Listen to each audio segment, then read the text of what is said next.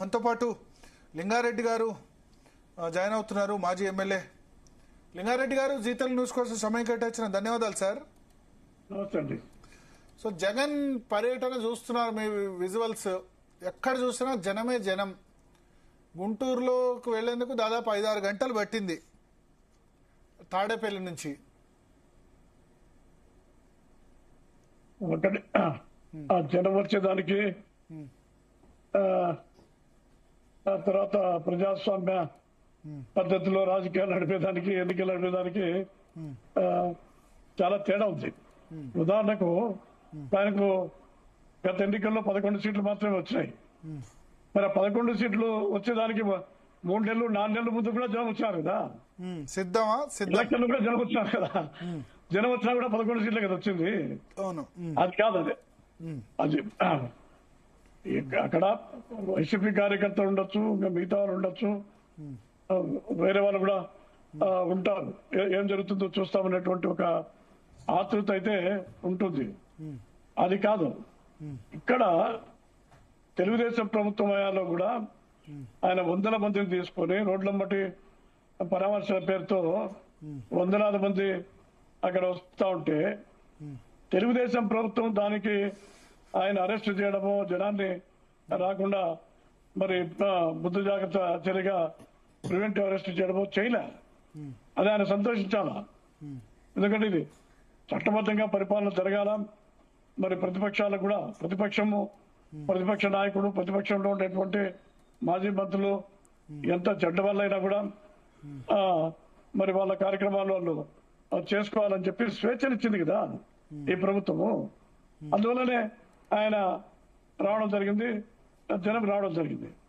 అదే చంద్రబాబు నాయుడు గారు మార్చిలో పోతా ఉంటే మరి విజయవాడలో ఆయన ఇంటి నుంచి బయటికి పోకుండా గొలుసులు బిగించేసినారు. పోలీసులు గేట్ తీసి ఆయన రానిలా. ఆయన జోగిన వేసి వచ్చి ఆయన ఇంటి మీద మనుషులు తీసుకొని వచ్చి దాడి చేసినారు. ఇంటి మీద దాడి ప్రయత్నమా, దాడి జరిగిందా? అదే ఇంటి మీదకి వచ్చారు కదా, ఇంటి మీదకి వచ్చారు, తిట్టారు, చేశారు, ప్రెస్ మీట్ పెట్టారు. ఇప్పుడు జోగి రమేష్ ఆయన ఇంటి దగ్గర నుంచి జనాన్ని తీసుకొని బయలుదేరుతారని చెప్పి అప్పుడు డీజీపీకి, పోలీస్ అధికారులందరికీ కూడా మా వాళ్ళు చెప్పినారు. మరి ఆయన ఇంటి దగ్గర నుంచి ఇబ్రహీంపట్నం నుంచి ఇక్కడికి వచ్చేదానికి దాదాపు 40 నిమిషాలు, 1 గంట పడితే మరి ఏ పోలీసులు వచ్చి ఆయన ఆపలేదు కదా. ఆపాలంటే ఏ పోలీస్ స్టేషన్ సంబంధించిన ఆఫీసులో కూడా విజయవాడలోనే ఎక్కడో చోట ఆపిండు కదా, ఆ పని చేయలే. అయితే మేము అక్కడ అరెస్ట్ చేయలే. ఇంకోటి ఏంటంటే చంద్రబాబు నాయుడు గారు చిత్తూరు జిల్లాలో పర్యటనలో మరి రాళ్ళేస్తారు కదా, రాళ్లతో దాడి చేస్తారు కదా చంద్రబాబు నాయుడు గారిని. కుప్పంలో సొంత నియోజకవర్గంలో ఆయన ప్రతిపక్ష నాయకుడిగా ఉంటే ఆయన తిరగనిలా. నేనున్నా ఆ రోజు కుప్పంలో. ఆయన బైక్ లాక్కున్నారు. ప్రతిపక్ష నాయకుడిగా ఆయన వ్యాన్ పేరుచ్చి మాట్లాడేటువంటి హక్కు కూడా ఆయనకు లేదా? అదే లోకేష్ గారు పాదయాత్ర చేసేటప్పుడు ఎన్ని ఇబ్బందులు పెట్టారో, చాలా ఇబ్బందులు పెట్టారు. మరి ఇప్పుడు మేము ఆ పని చేయలే కదా. ఇక్కడ ఒకటి, దీనికంతా కూడా బాధ్యత వహించాల్సింది జగన్మోహన్ రెడ్డి గారు బాధ్యత వహించాలి. ఎందుకంటే ఈ తిట్ల పురాణాలు గాని, దాడులు గాని, దౌర్జన్యాలు గాని, పట్టాభి తిట్టినప్పుడు తెలుగుదేశం పార్టీ ఏం యాక్షన్ తీసుకుంది? అదే అదే అదే వస్తున్నా. ఒకటి, పట్టాభి తిట్టినప్పుడు మీరు ఎందుకు డిఫెండ్ చేశారు? పట్టాభి తిట్టినప్పుడు డిఫెండ్ చేశా అంటే, పట్టాభి ఏం తిట్టాడు? పోషణికే అనే పదం వాడినాడు. చెప్పేది ఒక్కసారి 4-5 సార్లు వాడాడు. అదే పౌష్టిక అనే పదం వాడినాడు. ఆ పౌష్టిక అనే పదం మరి జబర్దస్త్ లో రోజా జడ్జి గారి అన్ని వాడతారు, జబర్దస్త్ లోనే వాడతారు. ఆమె వాడలే కదా. కాదండి, ఆమె వాడితే జడ్జిగా ఉంటే అదొక షో, అది రియాలిటీ షో. అది నిజం కాదు, రియాలిటీ షో కాదు. ఆ వ్యక్తి మీద జరిగింది కాదు. అదేదో సీరియల్ లేకపోతే రియాలిటీ షో లాంటిది, లేకపోతే అదేదో సినిమా షో లాంటిది. సినిమా షో వేరు, వ్యక్తిగతంగా వేరు కదా. అదే తిట్టు ఇప్పుడు మీ పార్టీ, అదే తిట్టు మీ పార్టీ నేతలు తిడితే యాక్సెప్ట్ చేసేవాళ్ళ? అంటే ఒకటి, ఇప్పుడు మేము నడిపేది రాజకీయ పార్టీ కదా, ఇదే వశిష్ఠ మహాముని ఆశ్రమం కాదు కదా. ఇప్పుడు వాళ్ళ తంగమ చేస్తా ఉంటే ఆర్భాటం చేసి చంద్రబాబు నాయుడు గారిని ఆయన సతీమణి వాళ్ళ తల్లిని తండ్రిని తింటా ఉంటే మరి ఆవేశం రాదండి? అది డెఫినెట్ గా నా ఇనీషియల్ రియాక్షన్ చెప్పాను లింగారెడ్డి గారు. చంద్రబాబు నాయుడు భార్య గురించి మాట్లాడినందుకే జగన్ పరిస్థితి ఇట్లా అయింది, 11 సీట్లు వచ్చాయని నేను చెప్పాను. పట్టాభి మాట్లాడినప్పుడు మీరు చర్యలు తీసుకుని ఉంటే మీకు ఇప్పుడు చర్యల గురించి అడిగే హక్కు ఉండేది. ఒక్కసారి కాదు, ప్రెస్ మీట్ లో 4 సార్లు తిట్టినప్పుడు మీరేం మాట్లాడలేదు, అతను డిఫెండ్ చేశారు, కనీసం అతను క్షమాపణ కూడా చెప్పలేదు. పైగా ఆ వర్డ్ తప్పే కాదన్నారు. అది ఏం పెద్ద సీరియస్ గా తీసుకొని మాట్లాడాల్సినంత పదం కూడా కాదు. మీరు కావాల్సింటే అంటే రాజకీయ నేతలు ఎవరిని కూడా తిట్టాల్సిన వెతికి చూడండి దాని అర్థం కూడా. ఐ నో మీనింగ్ అది, బట్ అది తిట్టే, డెఫినెట్ గా తిట్టే, అది వాడకూడదు. అంబటి రాంబాబు ఇంకా దారుణంగా ఇంకా దారుణమైన తిట్లు తిట్టారు. వస్తున్నా దానికే వస్తున్నా. ఇప్పుడు ఏమైంది, ఇప్పుడు జగన్మోహన్ రెడ్డి గారు నంద్యాల బై ఎలక్షన్ పోయినారు.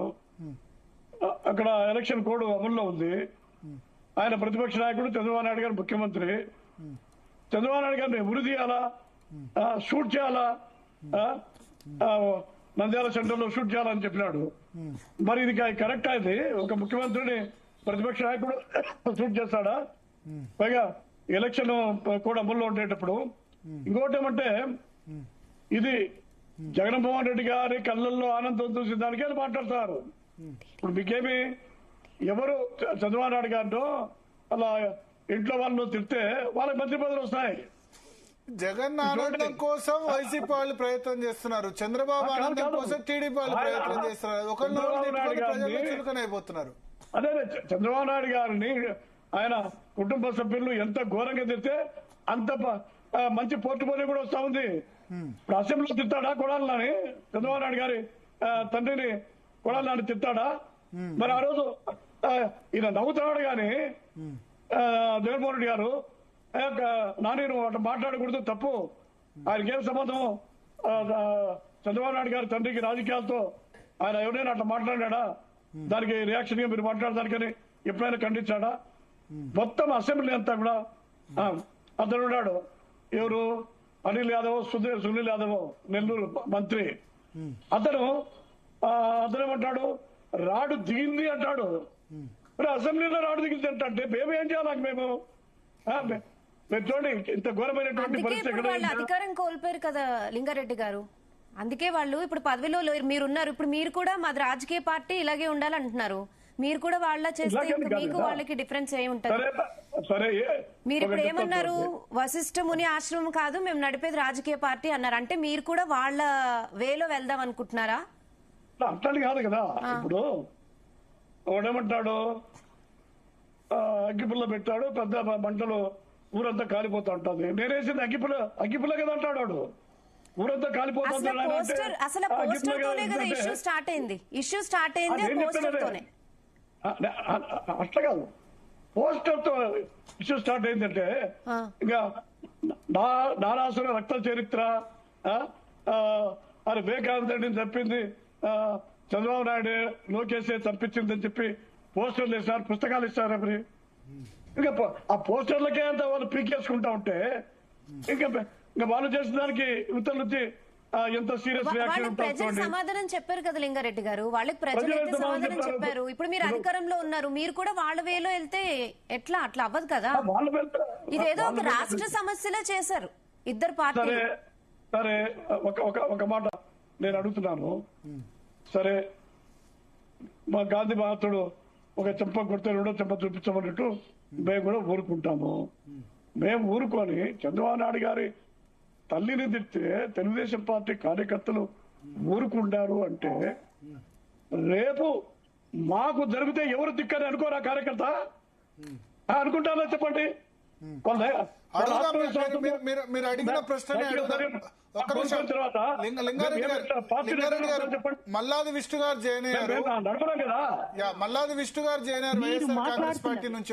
ఒక్క నిమిషం, మీరు అడిగిన ప్రశ్న అడుగుదాం. మల్లాది విష్ణు గారు, నేను ఒకటి అడుగుతున్నా. ప్రతి చర్య కూడా ప్రతి చర్య ఖచ్చితంగా ఉంటుంది. అది అయితే దాని యొక్క నిష్పత్తి ఏంది, దాని యొక్క తీరేంది, దాని యొక్క పద్ధతి ఎంత అనేది అది వేరే విషయం. వాళ్ళు అంత చేసిన తర్వాత అరే వాళ్ళకు కూడా మధ్య ఉండాలి కదా. అరే మన ప్రభుత్వంలో కూడా ఏం లేము, మన ప్రభుత్వంలో ఉండేటప్పుడు ఇష్టం వచ్చినట్టు విచ్చలవిడిగా మాట్లాడినాము.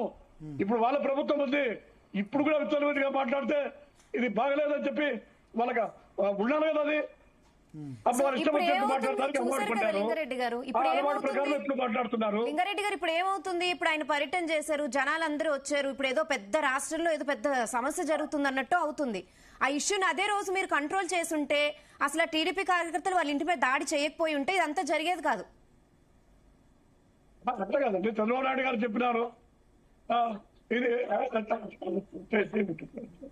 చంద్రబాబు నాయుడు గారు చెప్పినారు సంయమనం పాటించండి. పాటించలేదు కదా ఆ రోజు. సంయమనం పాటించుంటే టీడీపీ కార్యకర్తలు దాడి చేయకపోయి ఉంటే. రాజకీయాలు అట్లా జరగవు. మీరు ఏమంటారు ప్రజలు, మీరు దద్దమ్మలు, అసమర్థులు, చేత కాదు, మీతో పాటు మేము వస్తే మేము తండ్రులు తినాలని చెప్పి అనుకోరా కార్యకర్తలు ప్రజలు. కానీ ఖచ్చితంగా మినిమం రియాక్షన్ ఉంటుంది, చర్యకు ప్రతిచర్య ఉంటుంది. అయితే దీనికి ఏమైంది చెప్పండి? సరే కేసులు పెట్టలేదా? ఆమె గల్లా మాదిరిపోయిన 307 కింద కేసు పెట్టారు కదా, పోనీ వీళ్ళు అర్థం చేస్తాను వినారా? లేకపోతే పోయినారు చెప్పండి. కేసు పెట్టారు కదా, కేసు పెట్టారు కదా, వాళ్ళే వదిలేరు కదా. తర్వాత ఇమాన్ చేయకూడదని చెప్పి కూడా మరి స్టేట్మెంట్ కూడా ఇచ్చినారు. ఇట్లా కాదండి, ఇది ఒకటి చెప్తాను చూడండి. వీళ్ళు ప్రతిరోజు ఏదో ఒక సమస్య తెచ్చి ఏదో ఒక ఇబ్బంది చేసి ఈ రాష్ట్రం తగలబడిపోతా ఉంది. ఇది బాగుపడేది కాదు, ఈ రాష్ట్రానికి ఎవరు రాకూడదు. సరే జోగి రమేష్ ఏమంటాడు, నేను బీసీని కాబట్టి నన్ను జైలు పంపించా అంటారు. చంద్రబాబు నాయుడు గారి ఇంటి మీదకి పోయినప్పుడు తెలియదానికి బీసీని తెలియదానికి కులంకాడు ఇప్పుడు తీసుకొచ్చి ఆయన ఇంటి మీదకి పోవచ్చు. ఇప్పుడు వచ్చి బీసీ అంటావా? అంటే నువ్వు బీసీ కావడమే చంద్రబాబు నాయుడు గారి ఇంటి మీదకి పోయేదానికి రాజ్యాంగం ఒకసారి ఒక్క నిమిషం లింగారెడ్డి గారు, మల్లాది విష్ణు గారు రెడీగా ఉన్నారు. మల్లాది విష్ణు గారు, లింగారెడ్డి